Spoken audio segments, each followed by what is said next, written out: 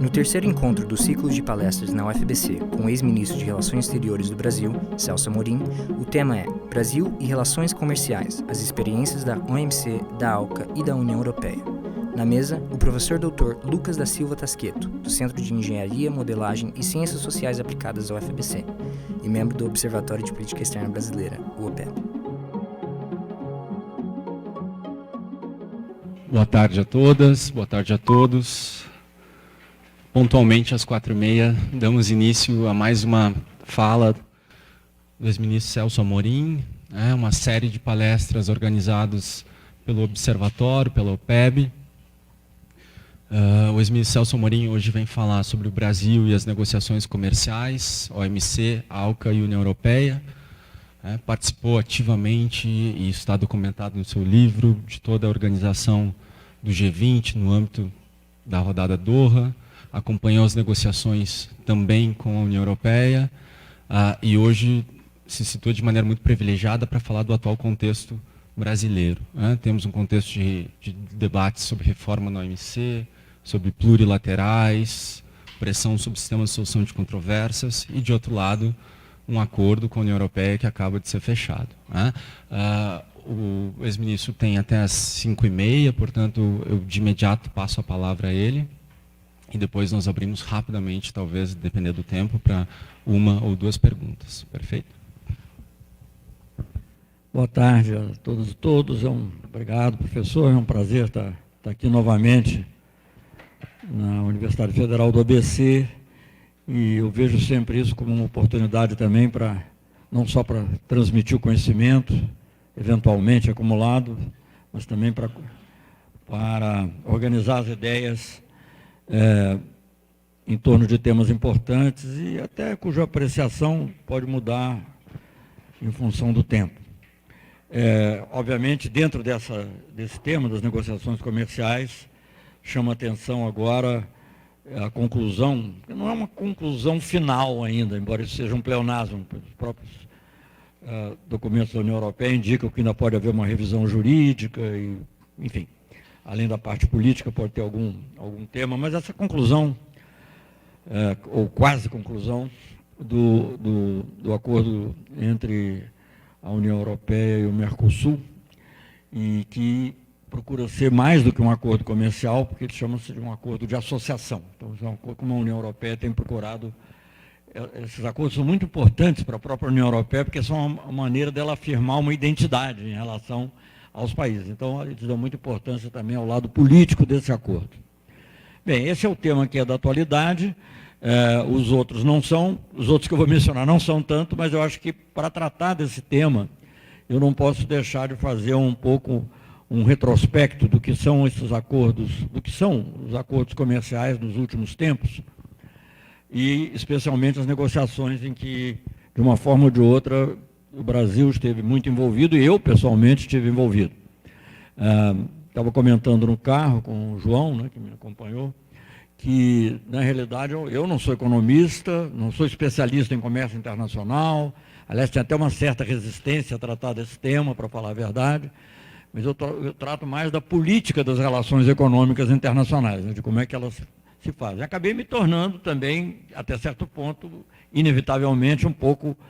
Não digo especialista, porque tinha uma negociadora americana que dizia que se sabia que falavam dela, cada vez que ela começava a falar das negociações, isso na época da rodada Uruguai, nas reuniões interagência, interministeriais nos Estados Unidos, as sobrancelhas as pálpebras começavam a ficar pesadas, e as pessoas imediatamente começavam, de vez em quando, ouvia-se um ronco, porque realmente é um assunto pesado e árido, mas é importante.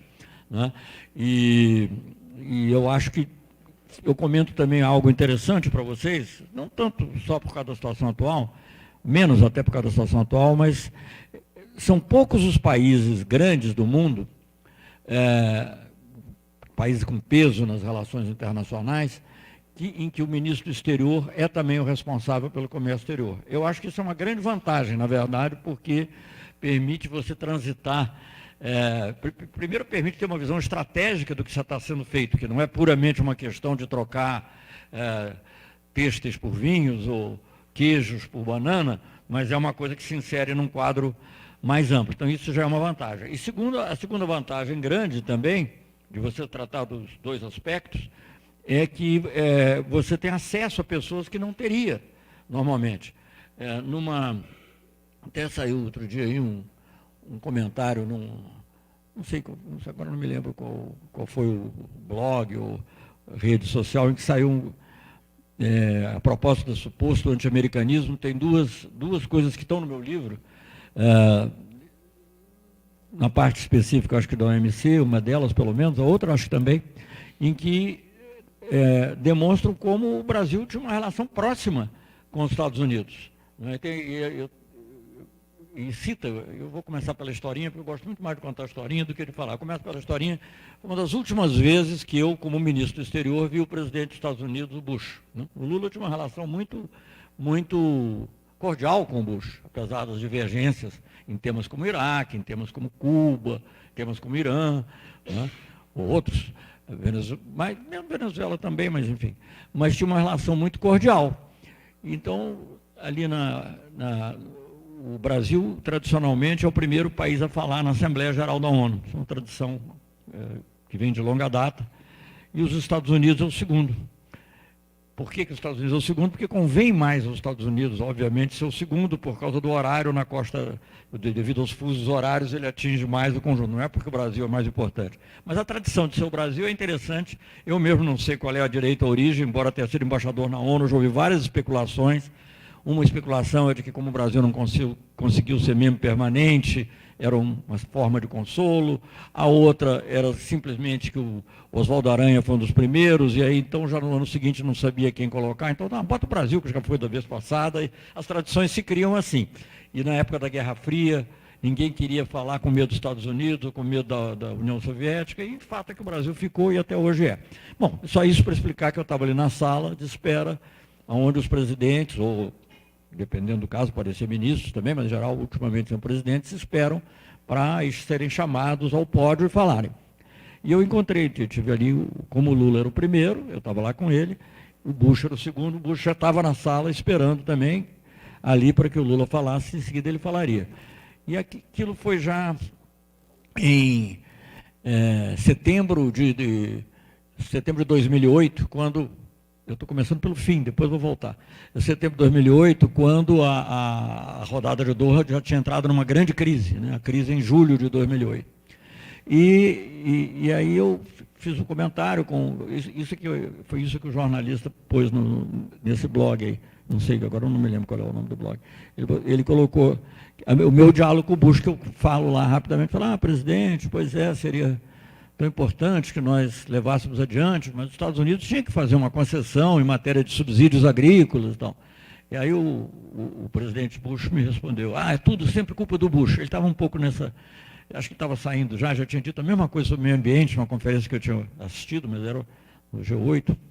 E aí disse, não, é tudo culpa do Bush. Eu falei, não, mas não é culpa do Bush, eu queria que seja mérito do Bush, terminar a rodada, e para que a rodada seja a rodada Bush.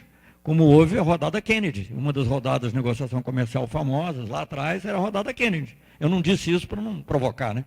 Mas poderíamos ter uma rodada Bush, então não é... Enfim, o jornalista fala isso para mostrar como a relação era cordial, mesmo assim. Mas, enfim, voltando então, eu estou dizendo isso porque o fato de eu acompanhar, por exemplo, o presidente Lula em conversas de natureza política, me dava um acesso também para falar de temas econômicos que normalmente um negociador comercial não tem, né? Então, acho que países com peso do Brasil, nenhum. Assim, aproximadamente do peso do Brasil, você teria a Argentina, que também o ministro do exterior em tese, pelo menos, encarregado das relações comerciais, e poucos outros.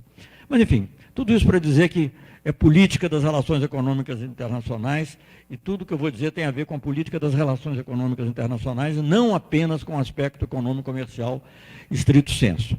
Mas, começando então... Voltando aqui para o começo. A era desses acordos comerciais, de natureza bilateral ou birregional, pegando o exemplo desse da União Europeia com o Mercosul, para pegar um deles, É no final dos anos 80, início dos anos 90, que isso fica muito marcado. Como é que eram as relações comerciais até então? Tudo isso eu estou dizendo com muito cuidado, e certamente você não pergunta, mas professor não, que eu não sou professor aqui, mas ministro, embaixador, Celso, e aí, tal caso, eu falei, tal caso é uma exceção, eu vou concordar. Mas, enfim, na realidade, as regras comerciais básicas internacionais eram regras multilaterais, eram as regras do GATT. O GATT é o acordo, chama sigla em inglês, para o Acordo Geral de Comércio e Tarifas, que foi criado na esteira, não lá, mas na esteira da Conferência de Bretton Woods. Havia a ideia de, basicamente, você ter uma regulamentação financeira, que é a FMI, né, questões de balanço de pagamentos, etc., uma outra instituição para investimento e crescimento econômico, que era o Banco Mundial, que, na realidade, inicialmente não era Banco Mundial, era Banco de Reconstrução. Em grande parte foi a diplomacia latino-americana, na época, que conseguiu que fosse Banco de Reconstrução e Desenvolvimento. Mas, enfim, então tinha um banco, e tinha outra organização que ia lidar com o comércio, e que também, originalmente, era para se chamar Organização Mundial ou Internacional, acho, de Comércio e Emprego, porque isso estava muito, a ideia de que, digamos, o protecionismo tinha prejudicado muitas economias e, no fundo, teria sido uma das razões, se não a principal, um dos fatores que levaram à Segunda Guerra Mundial, estava muito presente. Então, o emprego estava muito ligado à liberalização do comércio, principalmente entre os próprios países desenvolvidos. Então, o órgão que cuidava disso era o GATT. Esse acordo começou a se negociar.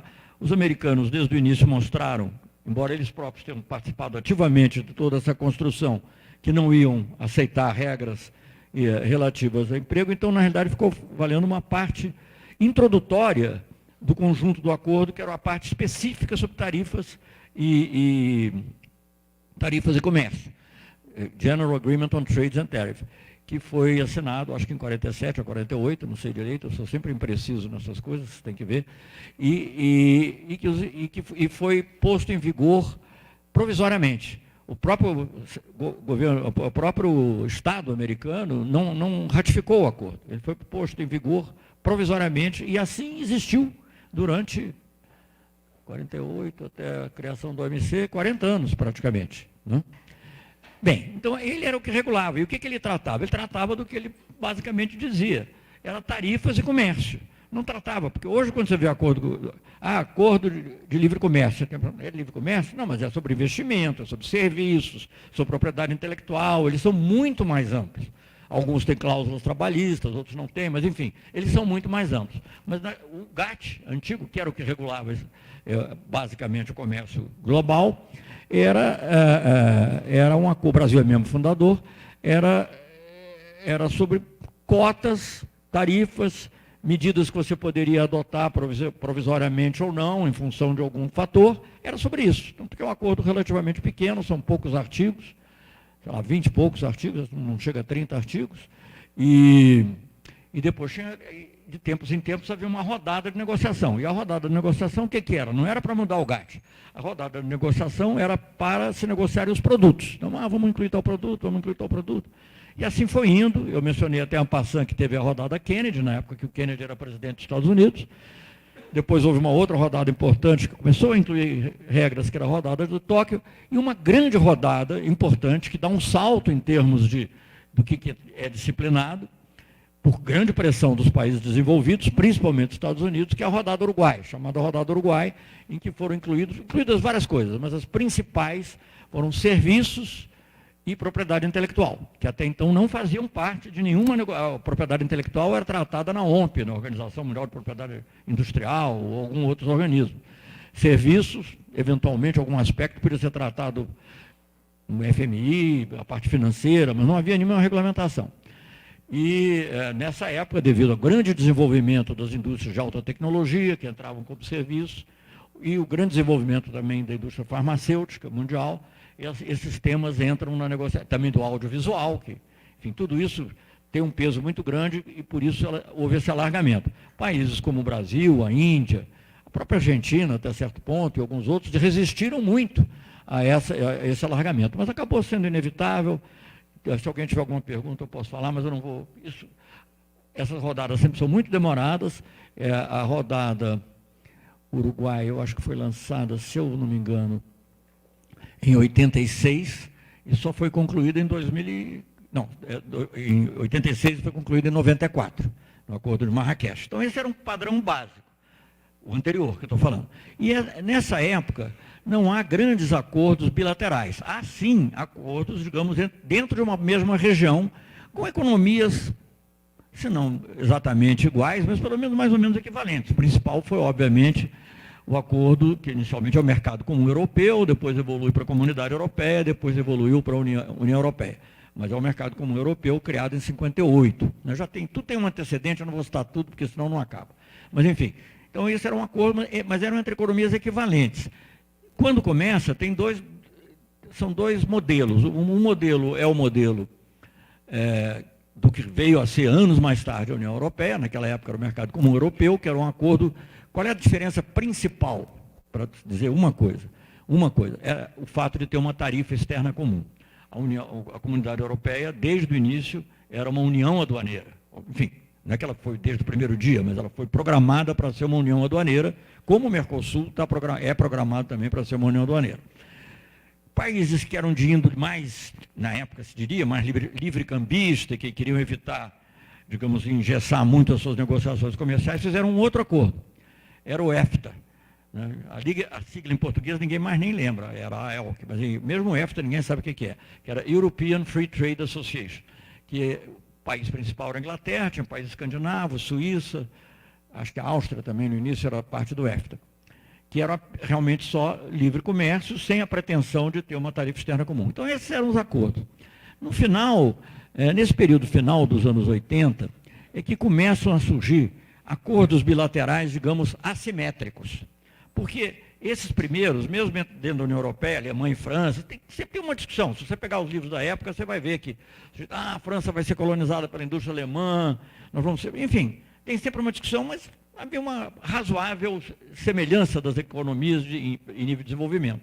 Depois a Inglaterra, depois desse período inicial, a própria Inglaterra entra também para o mercado comum europeu. Então você tem Itália, França, Inglaterra, países de dimensão semelhante, países menores, mas mais ou menos todos os países com razoável grau de desenvolvimento. Eu posso estar errado, justamente, por isso que eu digo, não pode haver um caso. E sem falar, digamos, das relações que sejam herança das relações coloniais, que em geral esses acordos são acordos diferentes, de natureza preferencial, sobretudo entre os países europeus e as ex-colônias. Mas o primeiro acordo, digamos assim, que envolve, de livre comércio, que envolve um país rico e um país em desenvolvimento, o primeiro acordo para valer, importante, é o acordo com o México e Estados Unidos. Começa com um acordo TLC, como eles chamam, né? Tratado de Livre Comércio, né? Em espanhol, eles sempre não chamam de acordo, chamam de Tratado de Livre Comércio, e que acabou resultando no NAFTA, porque ao mesmo tempo os Estados Unidos estavam fazendo um acordo com o Canadá, eles juntaram e foram para o NAFTA. Então, isso já começava a ter uma repercussão na nossa região. Veja bem, agora eu estou falando, depois desse período todo, no início dos anos 90, há uma forte prevalência do que na época poderia ser chamado de neoliberalismo. Eu acho que já era o neoliberalismo, em parte por influência das políticas econômicas na Europa, da Thatcher, nos Estados Unidos, com Reagan, e o consenso de Washington. Então a ideia era que você tinha que liberalizar o comércio. Havia 3 palavras mágicas que eram defendidas, digamos, pelos economistas liberais da época, que era privatização, desregulamentação e liberalização. Eram as 3 palavras mágicas. Se você pegar livros ou artigos mesmo na Gazeta Mercantil, Valor Econômico, não tinha na época. Na Gazeta Mercantil, se você procurar alguma coisa, vai aparecer sempre essas 3 palavras, e quem não fosse a favor da privatização, da liberalização e da desregulamentação, na verdade, era uma pessoa que eles chamavam de dinossauros. Eram as pessoas que estavam voltadas para o passado. Enfim, então nessa época surge a ideia também, estou reduzindo muito aqui, surge a ideia do NAFTA, começa a se concretizar já. Tinha havido antes uma tentativa, que eu até tenho um artigo meu sobre isso, num outro livrinho, que foi na época ainda do Bush pai, que foi uma coisa chamada Iniciativa para as Américas. Eu não vou falar porque isso não se desenvolveu, mas na época The Enterprise for the Americas, né? Na época do Bush Senior, pai do Bush, do outro Bush que eu estava falando antes. E, então, nessa época surge o NAFTA e começa a se falar na possibilidade de expansão do NAFTA, né? E começa a ver, e aí surge então a ideia da ALCA, pela primeira vez, né? Nessa época, eu não sei quando é que ela foi pela primeira vez falada, mas ela toma corpo, antes mesmo de ser assinada, ela toma corpo como ideia política em 94, 93, 94. E dentro desse contexto, curiosamente, é também um contexto em que o Mercosul começou a se desenvolver. O Tratado de Assunção é de 91, e o Protocolo de Ouro Preto, que estabelece a tarifa externa comum, aliás, o protocolo não é o que estabelece a tarifa externa comum, mas o protocolo estabelece as instituições do Mercosul, mas a margem do protocolo foi acertada também a tarifa externa comum. Então, você tem uma coincidência aí, que o Mercosul se consolida ao mesmo tempo que a ALCA está sendo proposta. E eu não sei se vale a pena fazer um outro retrospecto, mas se alguém se interessar, fica só um lembretezinho. A própria criação do Mercosul como tarifa externa comum se deve muito à iniciativa para as Américas, porque há uma decisão, em determinado momento, da Argentina, Brasil e Uruguai, a qual depois se junta o Paraguai, de ter uma negociação só, nesse contexto de iniciativa para as Américas. Que para ter uma negociação só, tem que ter uma tarifa comum. Então, é curioso como é que isso, de certa maneira, lá deles funcionou como um bumerangue, porque acabou fortalecendo o Mercosul. Bom, nesse contexto em que o Mercosul está se fortalecendo, está se consolidando, e ao mesmo tempo tem uma enorme pressão por uma área de livre comércio das Américas, e isso é aceito, inclusive, por muitos economistas ou diplomatas e pessoas que escreviam, fica muito popular nessa época uma expressão de regionalismo aberto. O que era o regionalismo aberto? Você faz o Mercosul, mas não faz o Mercosul de um jeito que ele fique fechado para a ALCA, segundo eles. Bem, a ALCA, a essa altura, estou abreviando muito, isso está muito relatado no meu livrinho menor, bem pequenininho e bem baratinho, para quem quiser comprar, encomendar, chamado Breves Narrativas Diplomáticas. Então, está muito... A pressão era muito forte. Eu, da minha parte, eu era ministro do Itamar Franco nessa época. 93, 94. Eu achava a pressão pela ALCA uma coisa irresistível. Irresistível. Se o Brasil dissesse não à ALCA naquele momento, o Mercosul acabava, porque a Argentina, que é o principal sócio, teria dado prioridade a uma negociação com os Estados Unidos, né? Na época, antes até de falar de, como eu disse, antes mesmo de falar de ALCA, falava em expansão do NAFTA. Então vamos expandir o NAFTA. A Argentina não podia chamar de NAFTA, porque evidentemente é North American Free Trade. Então, se a Argentina entrasse para o NAFTA, não podia ser North America. Tinha que ser uma coisa mais ampla. Então, os americanos inventaram a ALCA, Free Trade Area of the Americas, FTAA. Né? E, então, mas a minha leitura, por isso que eu digo, é um pouco política e não só econômica, era que a pressão seria irresistível. Irresistível. Eu tive várias conversas, inclusive... Em um certo momento, a Argentina foi muito contra a tarifa externa comum. Engraçado que isso depois mudou. Depois, na época, por exemplo, do Temer, aqui no Brasil, a crítica que faziam ao Lula era o contrário. O Brasil é que queria ter, mas a Argentina queria ter liberdade para negociar com os Estados Unidos. Então, não ter tarifa externa comum. Eu falei, olha, não tiver tarifa externa comum, não adianta, não vale a pena.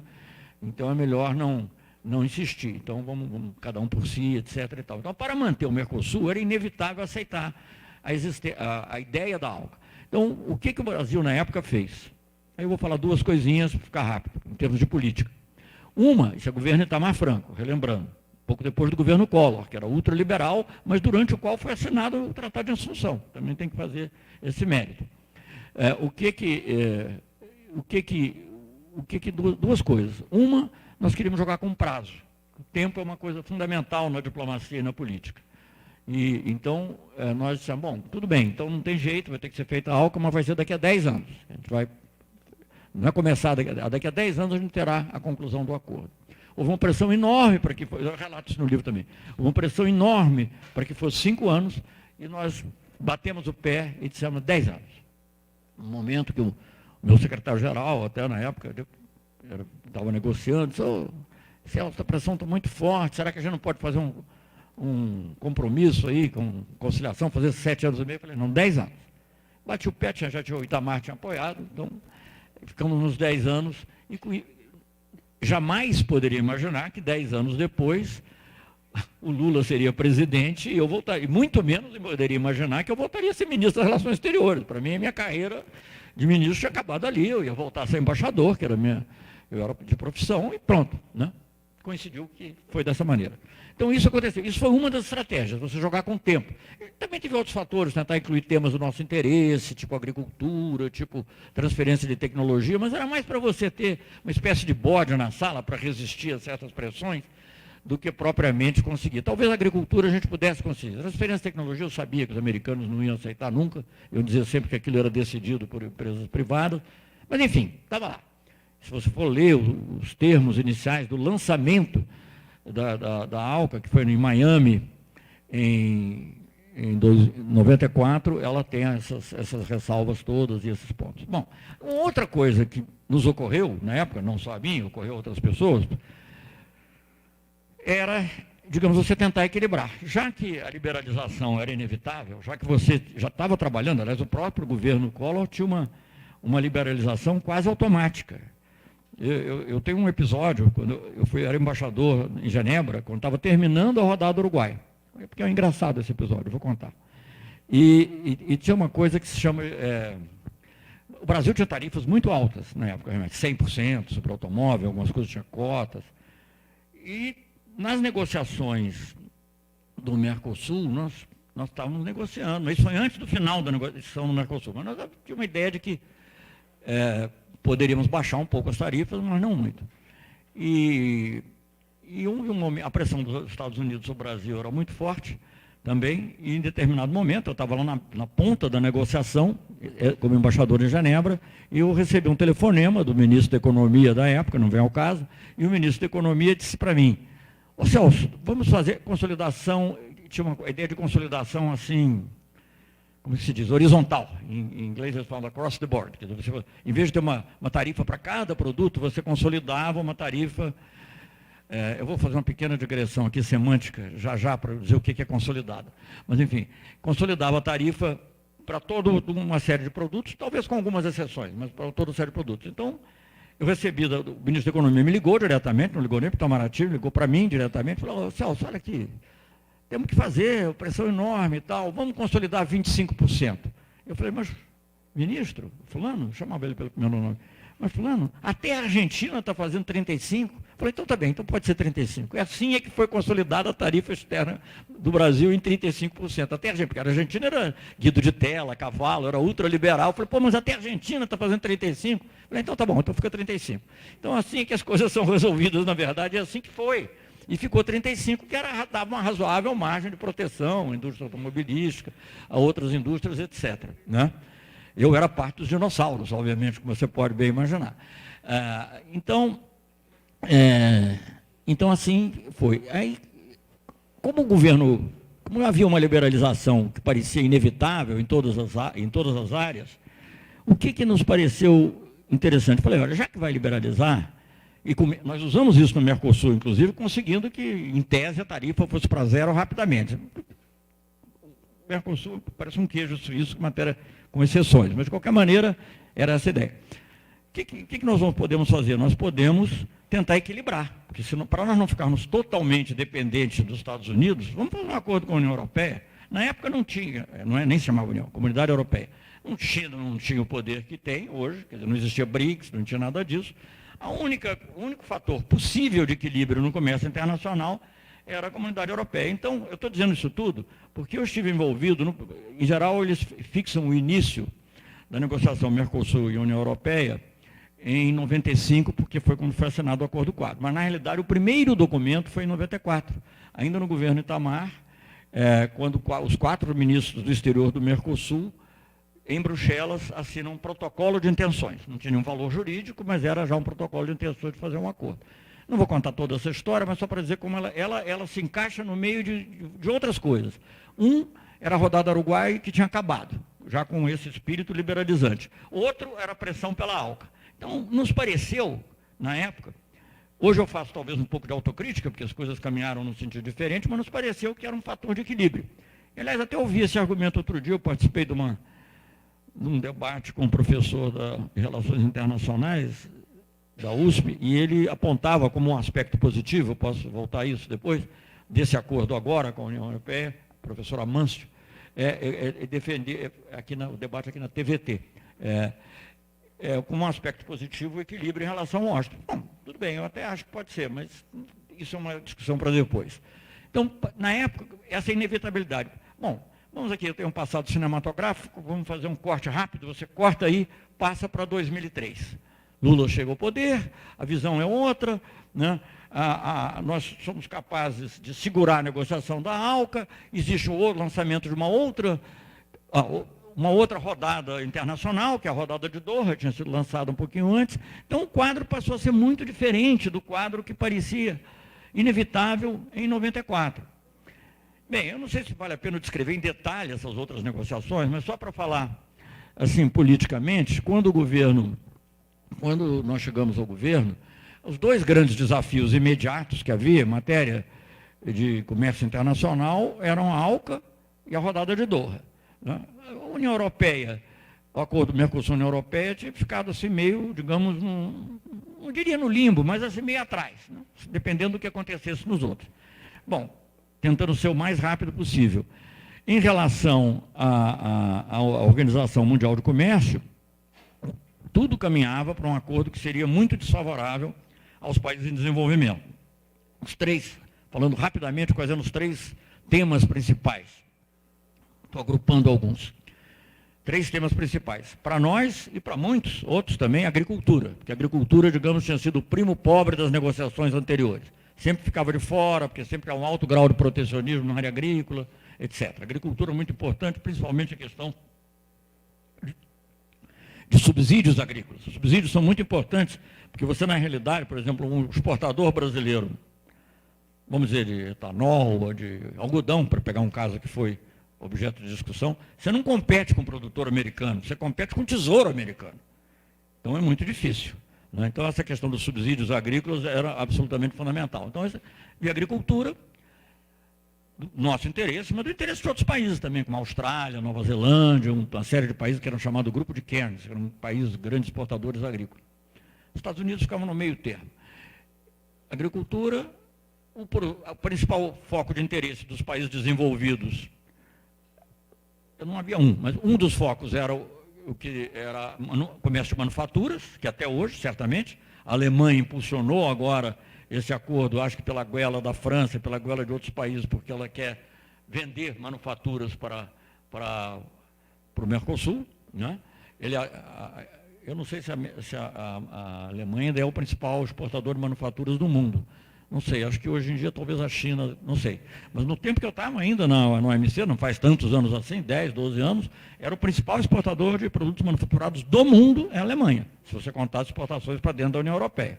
Bom, então ela tem essa voracidade dela de conquistar mercado para esses produtos. Então havia isso, né? A Alemanha, principal força lá na União Europeia, não a única, mas a principal. Esse interesse no jargão da Organização Mundial de Comércio, chamam de NAMA, Non-Agricultural Market Access, acesso a mercados não agrícolas. Na realidade, por que não chama produtos manufaturados? Você me perguntar, porque entra, acho que peixe, sei lá, entra alguns produtos que não são agrícolas, mas também não são manufaturados. NAMA era o grande outro foco. E o terceiro foco eram os chamados novos temas.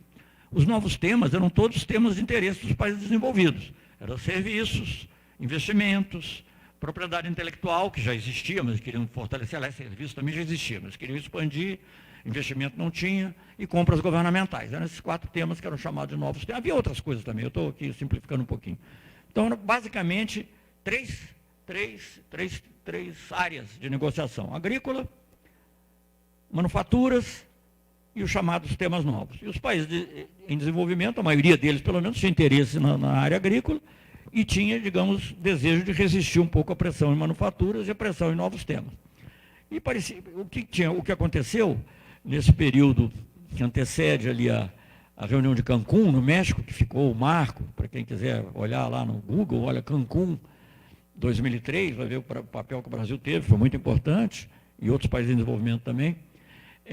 O que estava mais ou menos acertado, então, o que aconteceu é o seguinte: Estados Unidos e União Europeia acertaram entre si as suas sensibilidades. Digamos assim, então, olha, eu não vou pedir isso, você também não me pede aquilo, sobretudo na área agrícola.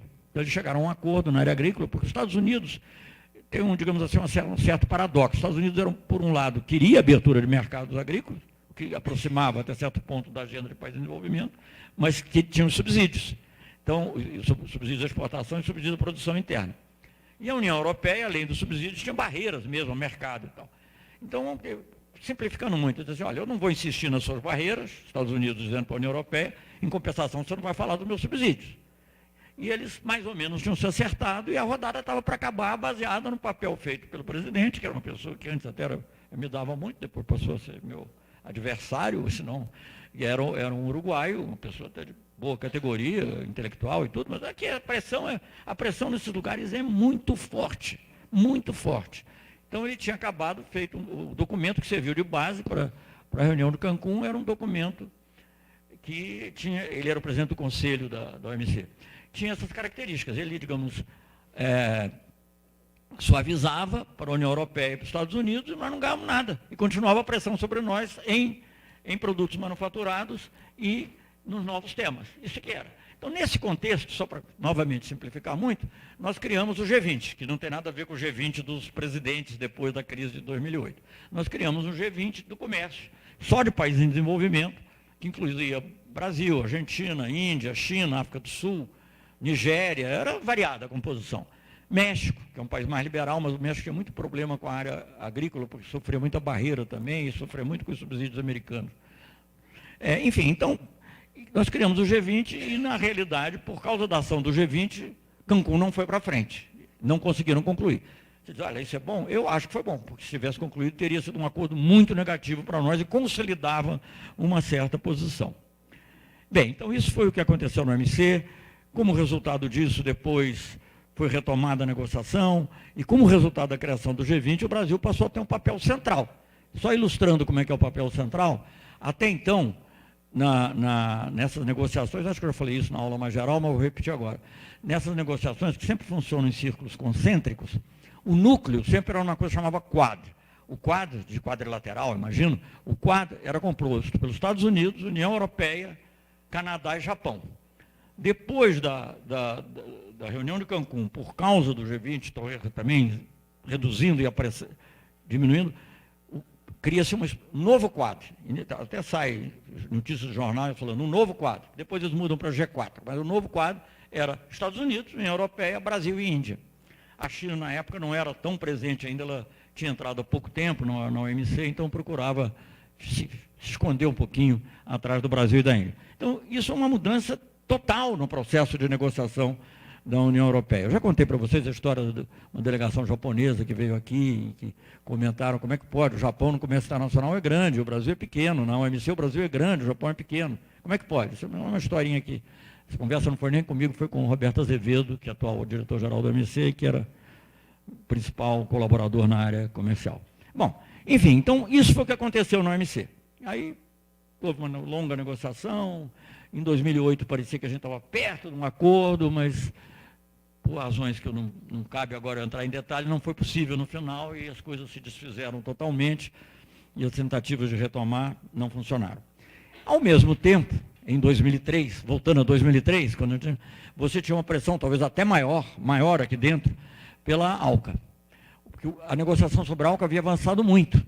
Então os países tinham que fazer oferta, tinham uma técnica, cada um faz a sua oferta. E eu me lembro que eu cheguei como ministro e disse, mãe, e o Brasil, quando é que vai fazer a oferta? A oferta era a oferta de redução tarifária nos produtos em geral, manufaturados ou agrícolas, em bens. A parte toda de regras, serviços, essas mesmas coisas estavam sendo negociadas lá, propriedade intelectual, enfim, já havia avançado muito e de maneira muito negativa para os interesses brasileiros, pelo menos como o governo Lula e eu os via. Quando eu digo governo Lula, tem que fazer também uma ressalva. Porque a primeira reunião ministerial que eu tive no governo Lula sobre esse tema, éramos 4 ministros, era 3-1 contra mim. Quer dizer, o ministro da Fazenda, o ministro da Indústria e Comércio e o ministro da Agricultura queriam que fizesse a ALCA. Queriam que fosse a ALCA praticamente a qualquer preço. Bom, eles dirão que não era a qualquer preço, mas era a um preço muito alto. no meu entender. E eu, que achava que não devia ser. Achava que devíamos negociar. Bom, e aí o que aconteceu com a ALCA? Eu não podia dizer, embora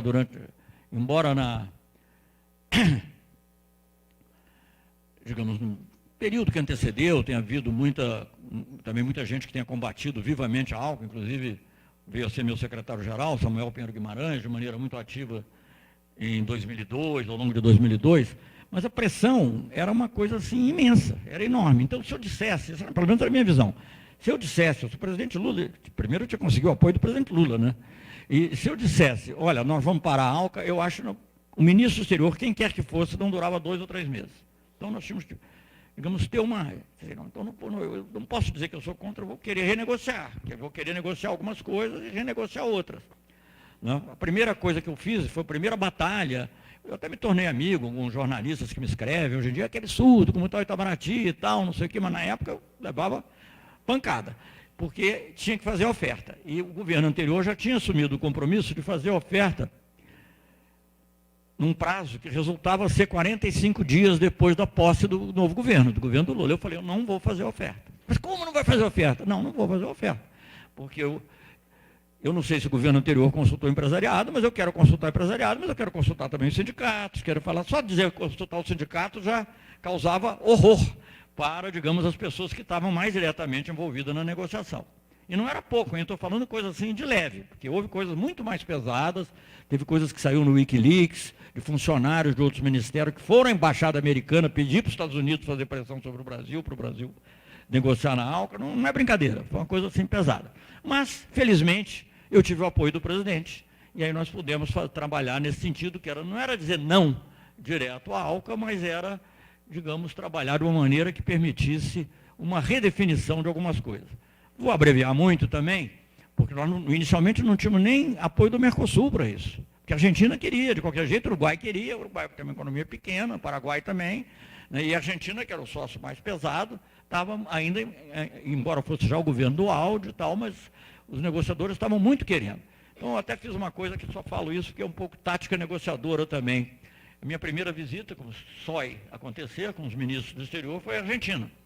Eu fui à Argentina e cheguei lá, eu falei, olha, eu vou começar com a entrevista de imprensa. Normalmente você faz no final. Por que eu fiz? Porque ao falar na entrevista de imprensa, digamos assim, como tem um ditado em inglês, eu queimei meus barcos. Então, eu disse assim, olha, o Brasil quer apoiar muito o Mercosul, está pronto a fazer até concessões no âmbito do Mercosul, mas quer uma posição unida em relação à ALCA. Tem que ter não vai ter uma coisa sem a outra. Aí, quando eu fui conversar com os argentinos, eu falei, desculpe, mas já falei, é isso aí, então não vou mais mudar. E assim, bem ou mal, aos pouquinhos, fomos indo, fomos chegando mais ou menos na mesma posição. Nós também fizemos concessões aí, sobretudo os outros. Aí, detalhe, que é difícil dizer, por exemplo, lista de exceções, inclui tal produto, tá bom, inclui. Não vamos brincar, dentro do Mercosul. Então, com isso, aí restava um embate com os Estados Unidos, o Brasil era que basicamente conduzia, embora tivesse os outros ali, e nós conseguimos uma rediscussão de tal ordem, vocês vão ler no livro, se quiserem ler, eu falei, nós vamos fazer uma negociação em 3 trilhos. O negociador americano era o Bob Zoellick, que tinha sido chamado de sub do sub pelo Lula, porque ele disse, o Brasil não quer negociar ninguém, pode negociar com a Antártica. E o Lula deu essa rebatida ainda antes da posse. E ele aceitou essa negociação em 3 trilhos. A ideia de 3 trilhos qual era? Os temas que sejam normativos de maneira global, vamos deixar para a OMC. É um trilho que, na realidade, não existia dentro da ALCA. Os temas que forem normativos, mas são muito específicos de comércio, do tipo regras de origem e tal, vamos discutir no âmbito ALCA. E os temas que são estritamente de concessões, vamos discutir bilateralmente. Quer dizer, não Brasil e Estados Unidos, não Mercosul e Estados Unidos. E mais ou menos aceitou isso, na prática. Ele não disse nunca que aceitou, mas a negociação começou a transcorrer dessa maneira. E nós chegamos a Miami, que era o que estava marcado para ser uma reunião importante, ministerial, em novembro, no meio de várias reuniões de vários tipos, mas a ministerial, acho que outubro ou novembro de 2003, e chegou-se a um papel, um documento que mais ou menos encaminhava nesse sentido, tinha muito o que conversar ainda, mas ficaram 2 ou 3 fios de novelo soltos, né? Um deles era a propriedade intelectual, porque os Estados Unidos não abriam mão de incluir propriedade intelectual no acordo, e queriam, isso aí só para entender qual é a importância da coisa, eles queriam que a solução de controvérsias sobre temas de propriedade intelectual pudesse se dar no âmbito da ALCA. E eu não aceitava, nós não aceitávamos, não, solução de controvérsias só no âmbito da OMC. E por quê? Porque no meio tempo nós tínhamos conseguido, ainda isso foi antes do governo Lula, nós tínhamos conseguido na OMC uma coisa que é muito importante, se vocês forem ler, por exemplo, uma coisa que não é diretamente ligada ao comércio, se vocês forem ler a Agenda 2030, que é a Agenda do Desenvolvimento Sustentável, né, que chama, o parágrafo 3 é sobre saúde. Aí tem um determinado ponto que ele fala, saúde, tem que fazer isso. E aí diz assim, sobre a questão do comércio, respeitadas as flexibilidades previstas na Declaração de Doha sobre Tríplice Saúde. Tríplice é propriedade intelectual na sigla em inglês. Então, nós sabíamos, os Estados Unidos tinham tentado já uma ação contra o Brasil na OMC e não tinham conseguido levar adiante. Não conseguiram. Na ALCA eles teriam muito mais força, porque na OMC você tem um equilíbrio. Quando as pessoas dizem, o Brasil tem mania do multilateral. Não é mania, é que no multilateral você tem Índia, tem China, tem os países africanos, que individualmente podem ser fracos, mas quando estão em conjunto tem peso, tem o conjunto, tem a América do Sul. Na América do Sul você teria na ALCA também. Na ALCA você só tinha a América do Sul e no começo, olha, eu vou lhe dizer, não sei quantos países tem na América Latina como um todo, mas era 25-1, era o Brasil, 26-1. Né? Aos poucos aquilo foi mudando um pouquinho e nós colocamos aqui. Quando chegamos a esse ponto, o que aconteceu também, abreviando muito, é que os Estados Unidos se desinteressaram.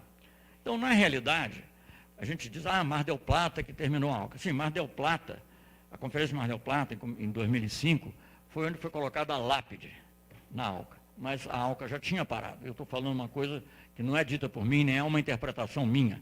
Isso me foi dito pelo próprio Bob Zoellick, com quem eu mantive relação muito cordial. Depois a gente brigava ali, né? Mas tinha uma relação pessoal muito cordial. Como entre dois técnicos de futebol. Terminou o jogo, se abraçam. Então, durante o jogo, você fica xingando o juiz, etc. Dá uma canelada nele, então, mas depois termina o jogo, a gente se encontrou.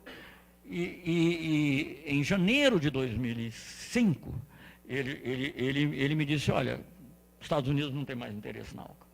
Porque do jeito que está, vocês tiraram o que nos interessava, a propriedade intelectual não vai avançar, serviço não tem o que a gente quer, não sei o quê, então eles se desinteressaram. Então, na realidade, a ALCA já estava morta. Ela só não estava morta oficialmente. E politicamente, porque acho que era considerada uma derrota para o Bush, embora ela tivesse sido lançada na época do Clinton, dizer que tinha terminado a ALCA. Tanto que nós não insistimos, nós, Brasil, não insistimos em dizer que tinha acabado. Isso realmente foi mais a Venezuela e já na época a Argentina. Mas não tinha mais negociação. Então, essas duas negociações dominaram o começo do governo Lula. A outra negociação que sobrava, das grandes negociações, era com a União Europeia. E no início, bom, essa coisa do OMC, eu preciso dizer uma coisa. Então, logo depois de Cancún, agosto de 2003, tinha ficado parado. No início de 2004, os Estados Unidos, o próprio Zoellick, faz um grande esforço para retomar as negociações da OMC. Eu recebi um telefonema, estava na Argentina, com o Mercosul, o Zoellick quer falar com você. Eu falei, caramba, lá vem de novo o Zoellick com esse negócio de ALCA. E eu dizia, eu não tinha medo da pressão americana, mas eu sabia o que ia ser a mídia brasileira. A mídia brasileira, novamente, esse Amorim, não sei o quê, o Brasil, o governo Lula, petistas, não sei o quê, não querem a abertura do comércio. E, na realidade, eu pensei que ele fosse falar de ALCA, ele falou 1 minuto sobre ALCA, porque eu acho que tinha obrigação de falar, e falou meia hora sobre como retomar a negociação da Organização Mundial do Comércio. E aí, depois nisso, provavelmente eu já tinha falado com o comissário europeu, que era o Pascal Lamy, e foi falando com outros. Eu estou resumindo muito, mas eu sei que em meados de 2004, mais ou menos as negociações da OMC retomam naquele formato que eu disse, com prevalência desses 4 países, às vezes com Austrália e Japão também tendo uma participação maior, e, claro, de vez em quando tinha uma negociação de mais países. Enfim, só para dizer um marco, assim, para vocês depois olharem em algum lugar, uma coisa importante que ocorre é no final de 2005, a reunião de Hong Kong, porque é a primeira vez que se estabelece que os subsídios agrícolas à exportação seriam eliminados e com data certa. Só vou dizer isso, porque depois isso também ficou meio paralisado, depois foi retomado, etc. Mas, enfim, parecia que avançava. A União Europeia e Mercosul, a gente não sabia, sobretudo naquele início, final de 2003, início de 2004, nós não sabíamos bem para onde ia. para onde iria a OMC, nem para onde iria a ALCA. Então, parecia interessante retomar a conversa com a União Europeia, até porque se a ALCA voltasse, se a gente conseguisse uma negociação com a União Europeia em termos razoáveis, isso era um escudo para você dizer, não, vamos fazer a mesma coisa que os Estados Unidos, Mercosul e União Europeia na mesma base. E o que era, digamos, os termos razoáveis que eu achava? Era tirar esses chamados novos temas, tipo propriedade intelectual, tirar ou limitar, vamos dizer, né? Porque não era sempre tirar. Tirar ou limitar, propriedade intelectual, serviços, investimentos, compras governamentais, falando apenas dos principais, e procurar uma negociação equilibrada entre os produtos que nos interessavam mais. Isso, nós conseguimos mais ou menos fazer disso a base de negociação. Mas quando uma negociação comercial não se faz só com conceitos, faz com números também, né? Quando chegou na hora dos números, não havia acordo. Os europeus queriam demais de nós, do Mercosul, em termos de abertura na área de manufaturas, e ofereciam muito pouco na área agrícola. O resumo da ópera era esse. Então, o que aconteceu é que os próprios industriais brasileiros, ou empresários brasileiros, inclusive alguns da área agrícola, também ficaram com o pé atrás com o acordo. Não vale a pena. Vamos continuar tentando o OMC. Só por um outro parênteses também, dizer, porque a coisa que mais nos interessava no comércio de produtos agrícolas era a disciplina dos subsídios. Porque os subsídios é que tiram a possibilidade de você atuar no mercado. Os grandes casos que a gente ganhou no OMC, que foi algodão e açúcar, foram um com os Estados Unidos, outro com a União Europeia, foi em torno dos subsídios. E por razões que é difícil explicar em pouco tempo, mas se alguém perguntar, eu posso tentar dizer, os subsídios não dá para negociar no bilateral. Porque é como num filme de faroeste, quer dizer, você tem vários grupos. Não dá para dizer, você tira a arma, você tem um outro que vai continuar armado. Quer dizer, a União Europeia vai deixar de usar o subsídio e os Estados Unidos continuam a usar? Não pode. Então, só no multilateral que você consegue atuar nessas áreas de subsídios. Simplificando um pouquinho. Então, nós fizemos essa negociação, mas ela empacou. E ela ficou empacada. Empacada, e só para mim, voltando sempre lembrando que eu não estou falando só de relações comerciais, eu estou falando da política das relações comerciais. Nesse período, até 2008, entre 2004 e 2008, entre meados de 2004, quando empacou com a União Europeia, até 2008, o que tem? Grande ênfase na OMC. A mídia brasileira diz, o Brasil está só dá ênfase ao OMC. Aí, eu, como sou do Rio, né, eu sou paulista de Santos, mas eu morei no Rio. Então, eu disse assim, o Brasil e a torcida do Flamengo, porque é o Brasil, a União Europeia, os Estados Unidos, a Índia, a China, todo mundo quer o OMC. Ninguém está falando, os Estados Unidos não estão insistindo em ALCA, a União Europeia não está insistindo num acordo bilateral, nada. Então, todo mundo pôs as esperanças maiores de uma melhoria no comércio internacional. Não sei se seria bom ou mal, isso é outro juízo que se pode fazer. Mas todos puseram as suas esperanças de uma melhoria no comércio internacional na Organização Mundial do Comércio. E até julho de 2008, parecia que isso era possível. Crise em crise, mas dava um avanço. Em julho de 2008, motivos diversos, eu acho que principalmente pela falta de determinação dos Estados Unidos, que era quem poderia liderar, e um pouquinho também pelo fechamento da Índia, a coisa desandou e não foi possível ir adiante. Nesse meio tempo, houve algumas tentativas de reviver a negociação com a União Europeia. Inicialmente, os europeus, quando foi substituído lá o comissário, porque o Pascal Lamy foi eleito para ser diretor-geral da OMC, aliás, ganhou do brasileiro, entre outros, ganhou do Uruguai, do brasileiro, o brasileiro era o embaixador Seixas Correia, que é o sogro do atual chanceler. Mas não há culpa por associação, nem num sentido nem no outro. Mas, enfim, o embaixador Seixas Correia era um bom embaixador. Pensava diferente de mim em muitas coisas, um homem muito mais conservador, mas era um embaixador competente e racional. Não irracional, racional. E por quem eu tinha muito respeito, apresentamos até como candidato, perdeu, porque a União Europeia tinha um poder mais do que nós. Aquela história, você perde uma, ganha na seguinte, né? Como Ulisses Guimarães perdeu, depois veio a democratização. Então, nós perdemos em 2000, sei lá quanto, mas na sucessão do Lamy, nós ganhamos. O Roberto Azevedo foi eleito.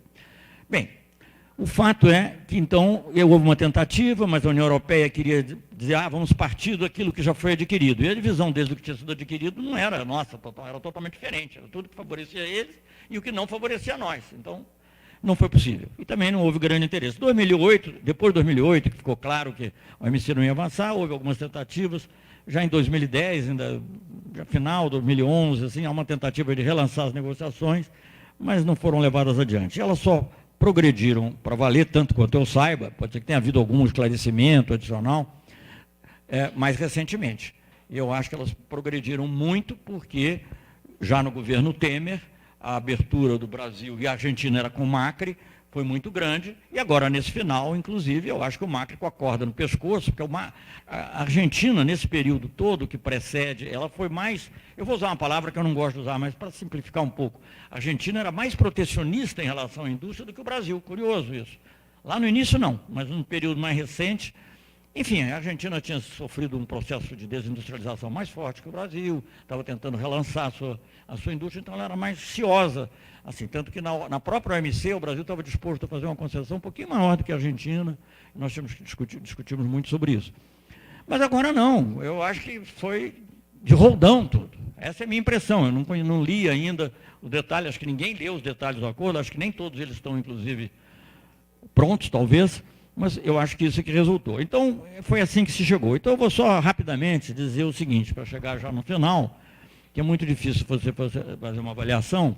Há um lado, talvez positivo do acordo, que sem querer negar, que é um pouco esse equilíbrio com os Estados Unidos. Agora, pode ser que esse lado positivo tenha sido a um preço totalmente descomunal, e é algo que eu acho que é, com muito pouco a julgar pelo processo que eu vi acontecer no passado, a julgar pelas concessões que eu vi que estavam sendo feitas já no governo Temer, e pelo pouco que eu li a respeito. Então, é isso que aconteceu com essa negociação atual. Então, você vê que essas negociações são sempre muito complexas, que entram em jogo questões estritamente econômicas e comerciais, mas entram em jogo também questões políticas mais amplas, né?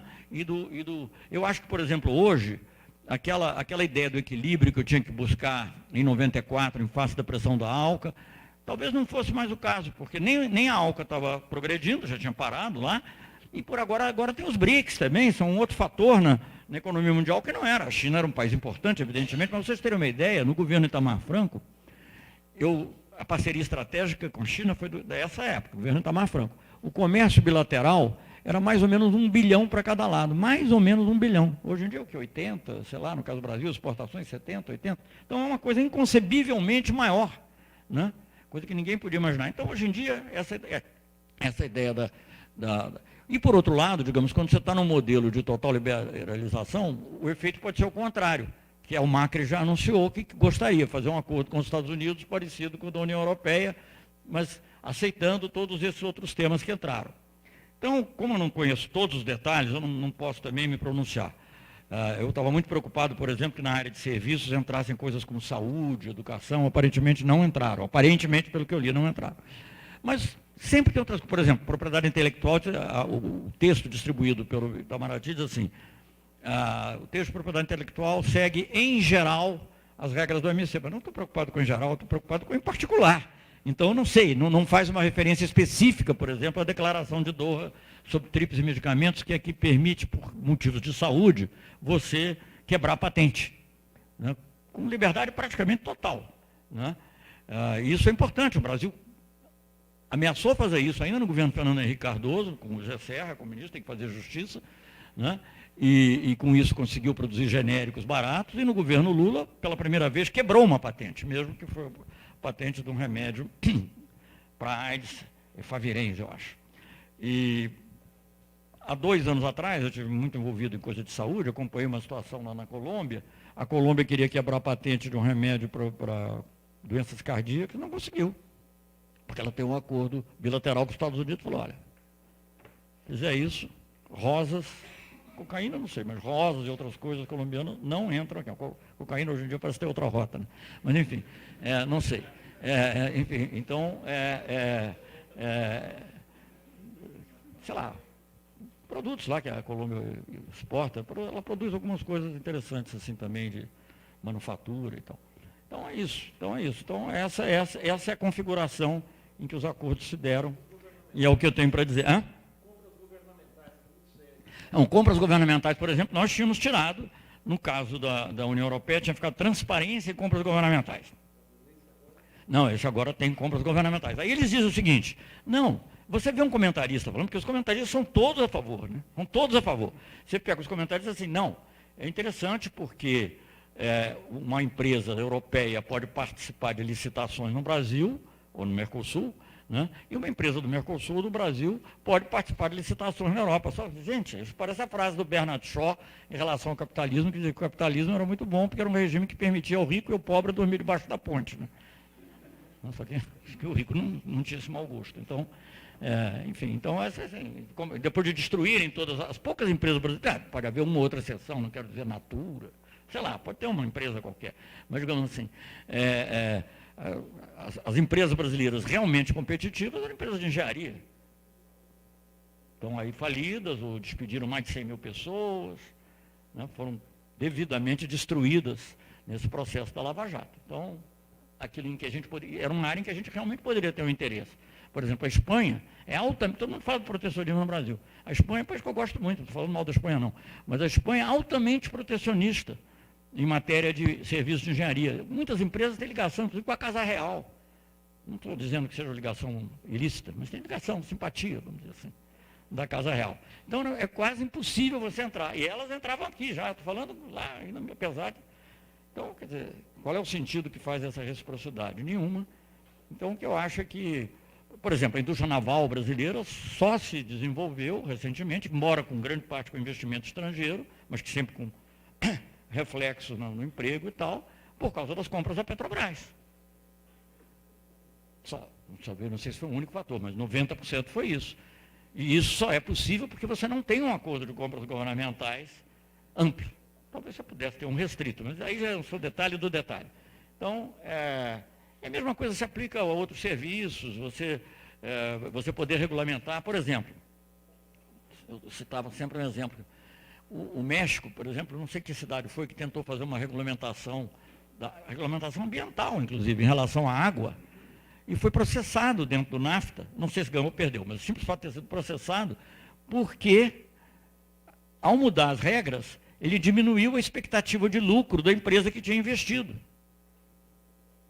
Tornou mais cara, mais onerosa o tratamento da água.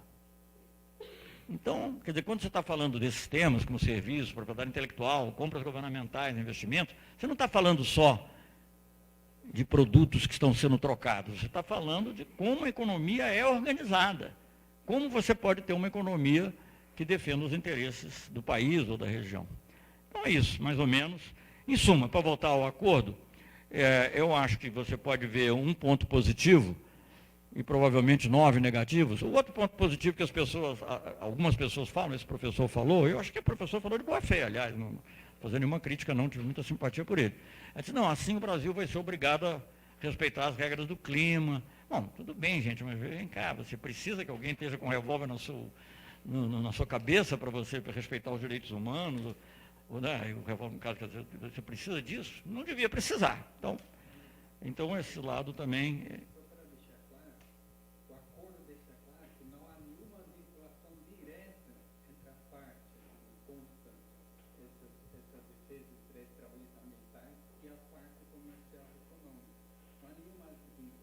Você está me perguntando ou está falando?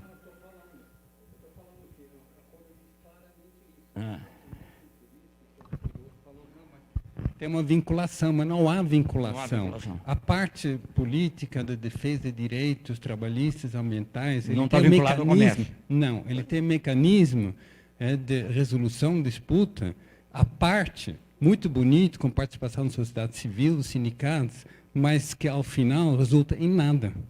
Então, não há nenhuma vinculação com a parte comercial. Muito bem, mais uma razão, então, para ficar cético em relação ao acordo. Muito bem, gente, é isso. Obrigado, então.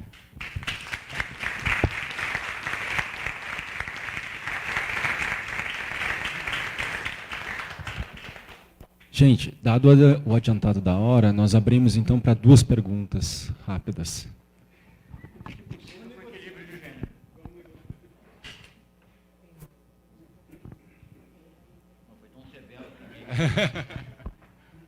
Assistamos.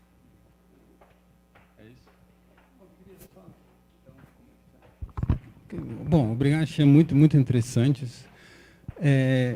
Essa vinculação entre as várias frentes de negociação Eu queria ouvir de você qual é a perspectiva agora dentro da OMC para avançar de alguma forma ou outra. Ou seja, a negociação multilateral.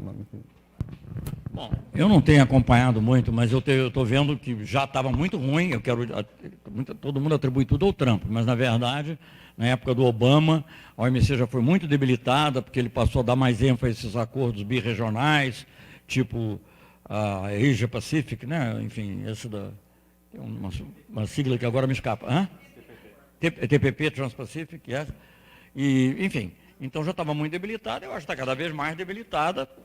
Continua lá, não sei se já conseguiram, confesso que tenho acompanhado pouco, não sei nem se já conseguiram reconstituir o tribunal de apelação, até agora não, né? Então pronto, quer dizer, nem para isso, quer dizer, para discutir, para resolver disputas sobre regras já existentes, está funcionando. Então a OMC, na realidade, fica ali, apenas um conjunto de regras que podem servir de inspiração para o futuro, tem lá informação, obviamente, muita, né? Continua tendo aqueles processos de país apresentar uma política comercial, mas eu não tenho nenhuma esperança a curto prazo, seria uma grande mudança geopolítica no mundo. Eu acho que seria muito útil, porque você, na verdade, é a OMC que te permite ter um equilíbrio entre a China, Estados Unidos, União Europeia, outros países em desenvolvimento. Não tem outro foro em que você possa fazer isso. Então, é isso.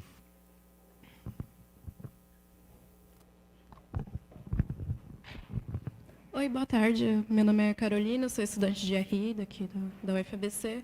A minha pergunta tem a ver com a OCDE. Eu queria saber a sua opinião sobre o que o Brasil tem a ganhar ou a perder abrindo mão do status de país em desenvolvimento na OMC para tentar pleitear um lugar na OCDE. Olha, eu acho que não tem nada a ganhar. É como você ser pobre e entrar para um clube de rico. As regras todas são feitas para os ricos, né? Então, você tem, volta àquela história, você tem direito a atracar seu iate lá, tudo bem, você tem iate? Não, não tem iate. Você tem direito a pousar seu avião particular lá, você tem avião particular? Não, não tem direito a... Então, na realidade, você está aceitando as regras que foram criadas entre os países mais ricos, né? Sem que tenha nada a rigor em troca. Você tem talvez mais acesso, um pouco mais de acesso à informação, mas o Brasil já tinha uma relação, digamos assim, tinha uns países assim, tinha uma relação estratégica com o Brasil, era o deles. Nenhum outro país dos BRICS, por exemplo, é membro do OCDE, o que ilustra que são regras que não são fáceis de ser seguidas, né? Elas não são regras como da OMC que, por exemplo, estejam sujeitas a uma retaliação, se você não cumprir. Mas a pressão dos pares é muito forte, é sempre muito forte. E eu, sinceramente, acho que o Brasil não tem nada a ganhar. É como você, entrou para o Clube de Rico, pô, que legal, o cara é do Clube de Rico. É uma espécie, como quando eu perguntava, me lembro, aí até tinha mais negociação, mas perguntava ao ministro argentino, em 94, quando eu vi que a Argentina estava querendo muito fazer uma negociação com os Estados Unidos, a tal expansão do NAFTA e tal, eu perguntava ao Guido de Tella, o ministro exterior, não o ministro da Economia. Eu falei, mas Guido, o que vocês vão ganhar finalmente? Eu até entendo que o Brasil exporta manufaturas e o clima é diferente, então nós temos produtos um pouco diferentes dos Estados Unidos. Vocês são, inclusive, competitivos em quase tudo, um com o outro. Então, o que você vai ganhar? Não, é um selo de qualidade. Então, o selo de qualidade tem um preço muito caro. Você entra para o OCDE, então é membro do OCDE, teórico. Ninguém, sabe?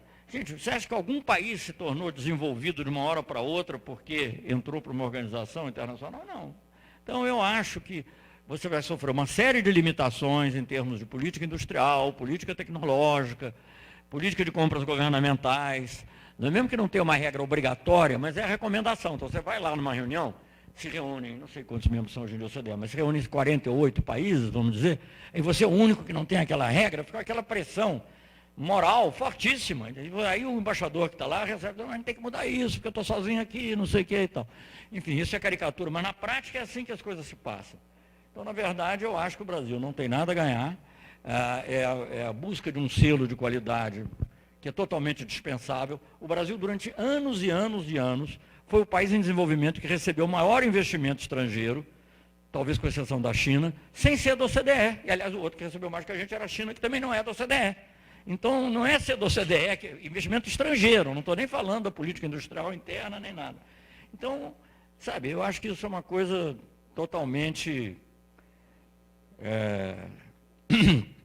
é uma coisa de fachada e que tem obrigações sérias, se não obrigações, pelo menos em presunção de seguir certas políticas muito sérias que são difíceis para nós. Eu, sinceramente, não vejo. Sem falar naquilo que você já mencionou, que a presunção também é que o país que é membro da OCDE não vai se valer das... Aliás, o presidente, melhor dizendo, Bolsonaro, ele já declarou de antemão, antes até que a OCDE dissesse, né, que o Brasil não pretende se valer das cláusulas de tratamento diferenciado na OMC, que o Brasil se beneficia hoje.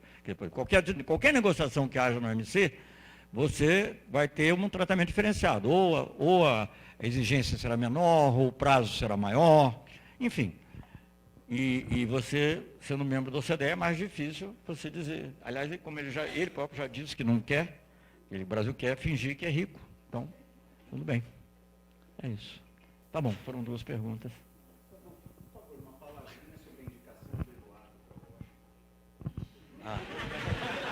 A palavrinha que eu tenho na cabeça eu não posso pronunciar.